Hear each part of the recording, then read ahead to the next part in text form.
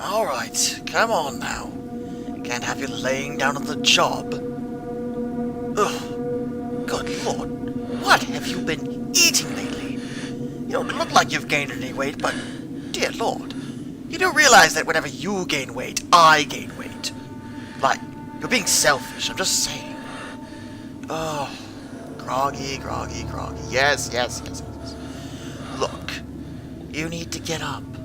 I know it hurts. Life is but a cruel struggle for you. But look at it this way. At least with your overactive imagination, you'll never truly be alone. By the way, when's your next book coming out? I loved the last one. Okay. Got you back to where you belong. Best get back to work. I know. It hurts so much, but don't worry. I'll be watching.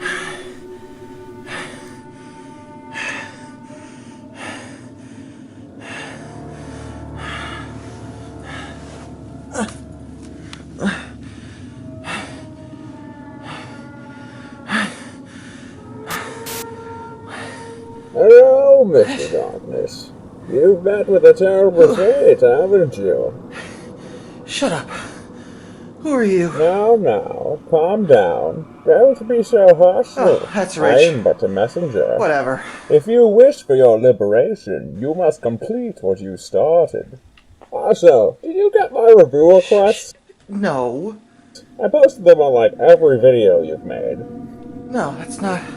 But that simply will not do. You must complete my request, for I am the most important person in existence. Your life, as it has been, is over. Alright, that's enough. I need that's scissors. enough out of you. 61! Can't even deal. There we go. Okay.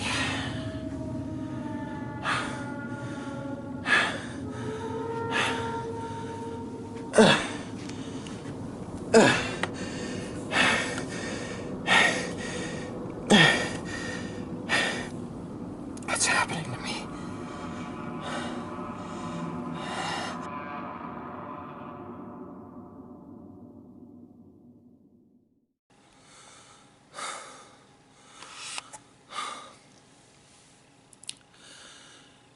I feel like garbage, but here we are. So I set my course, my battle begins. There's no mistaking this feeling. I feel no remorse, no I can't resist. I'm breaking away.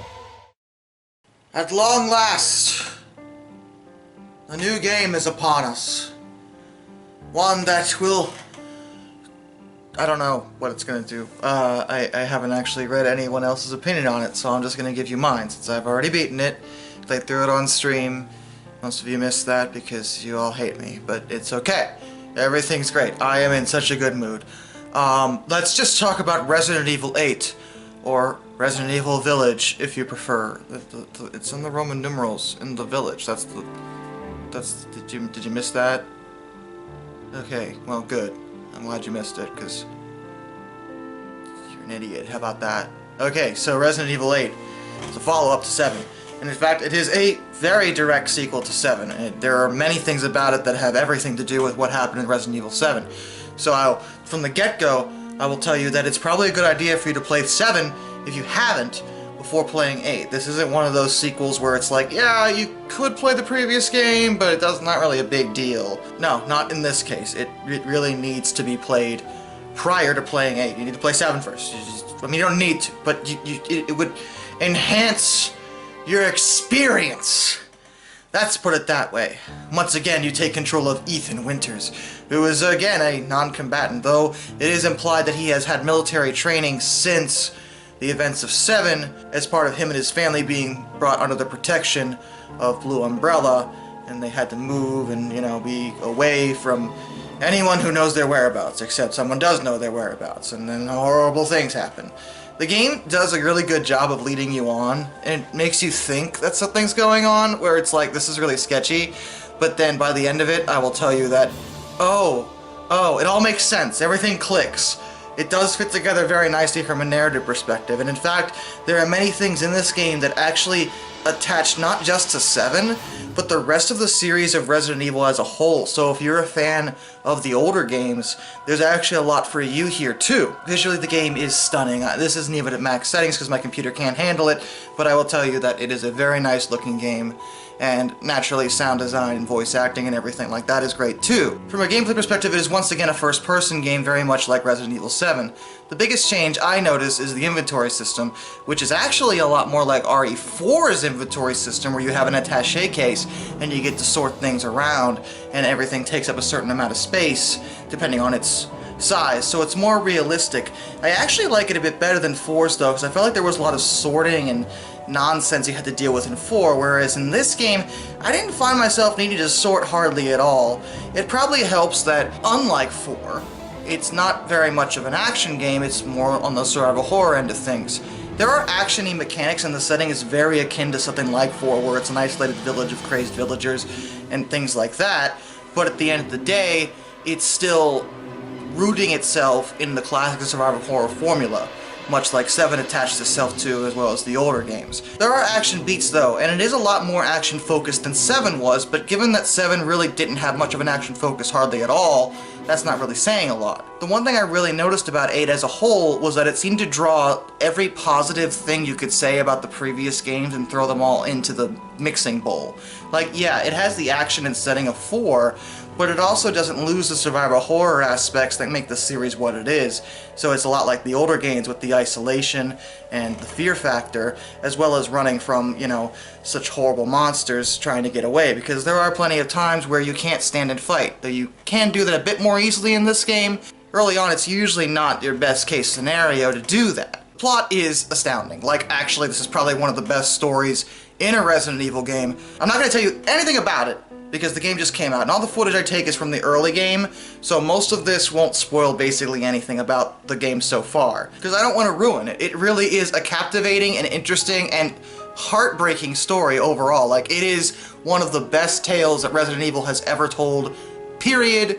That is what I'm saying. Hot take right here. You're welcome. That's where we're going with this, okay? Do you want to fight?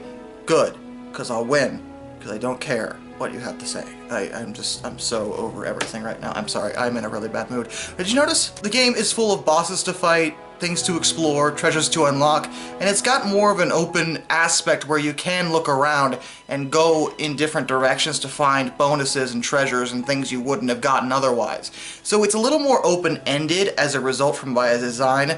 It always steers you where you're supposed to go, but you don't necessarily have to go there. And I think that's really cool, where yes, it can be played as a linear experience, very easily in fact, but it's not necessarily designed in such a way to lock you into a hallway. Like, you will have the option to not follow the path if you so are inclined to look around and find other things, because there are other items to get that I didn't even bother getting, as well as new things to buy in the shop. Yes, much like RE4 again, there is a shopkeeper where you can buy items from him in order to enhance your own situation.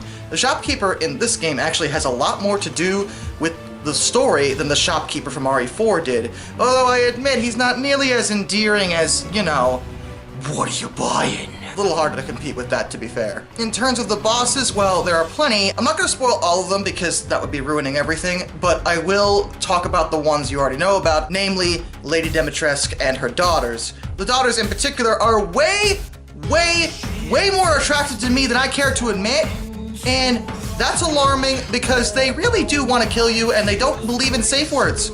I'm just saying, this whole time, I'm like, my safe word, I have it. It's rangda-bangda, by the way.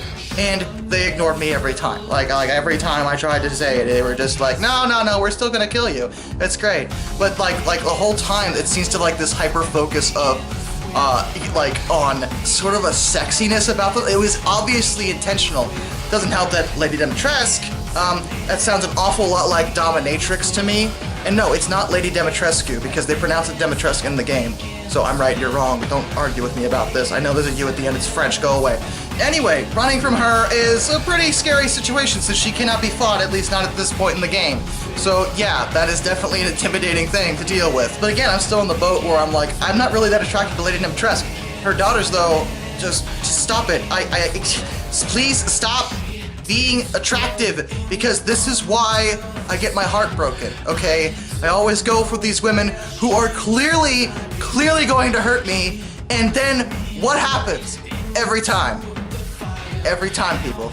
I'm just saying. The game as a setting as a whole, it's interesting to me because, like I mentioned in Resident Evil 7, it seemed to be taking from classic horror movies like Texas Chainsaw Massacre, kind of like the original Resident Evil took a bit from Night of the Living Dead. But here, they've switched gears to even further back in time compared to those, whereas there's a lot of classic horror elements thrown in here in terms of there being lichens and vampire-esque creatures. Like, it's all those classic horror mythos types things.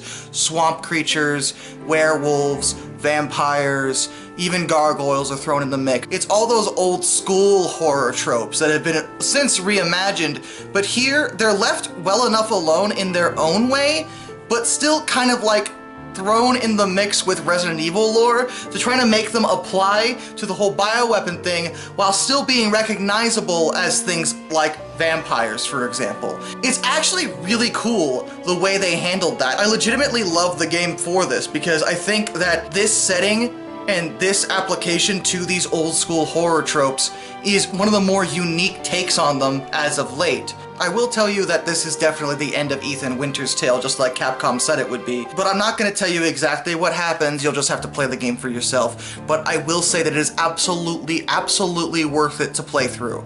It is such a good game, and I'm really happy with the way it turned out. If there's anything bad I can say about it at this point, my only real complaint is that while the survival horror aspect is there, and there were some pretty good freak-out moments, for the most part, I think it's a little less scary than RE7. RE7 just had me like on the edge of my seat for the whole playthrough, whereas RE8, I think partially because it's more well lit in general, doesn't seem quite as scary to me personally, with the sole exception of one part which came right for my throat on a personal level, and no, it wasn't because it was dark. Okay, it was at one point, but that wasn't the issue. I don't even want to talk about it. Okay, it was bad. It messed me up in the head. That's how horrifying to me it was. But, other than that, the game, for the most part, didn't feel nearly as fear-inducing as I would have hoped it would be. Again, especially compared to RE7, which I thought was pretty scary all the way through. This game doesn't really feel that way. Again, there's those action beats that really throw me off. Oh yeah, I mentioned they took from classic horror for this game, but I'm just gonna throw it out there. They also took from Star Trek 2. And that was the last thing I ever would have expected. Again, not gonna tell you in what way. You will know it when you see it if you're a Trek fan like I am, but I was like, what is happening here? This is in no way what I thought. What? Why are... Okay, resistance is futile, fair enough. But ultimately, would I recommend this game? Yeah. Is that a question? Are you real?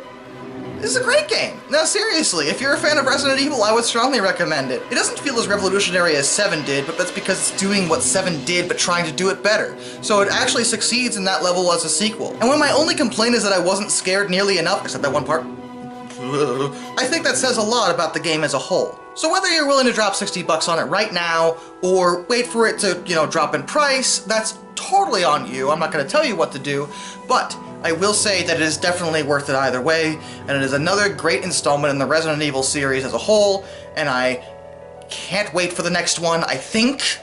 I don't know, because the series has traumatized me, and I'm now existing in like a horror escape, which I have been for years, that I really need to finish my own plot thread with that, don't I?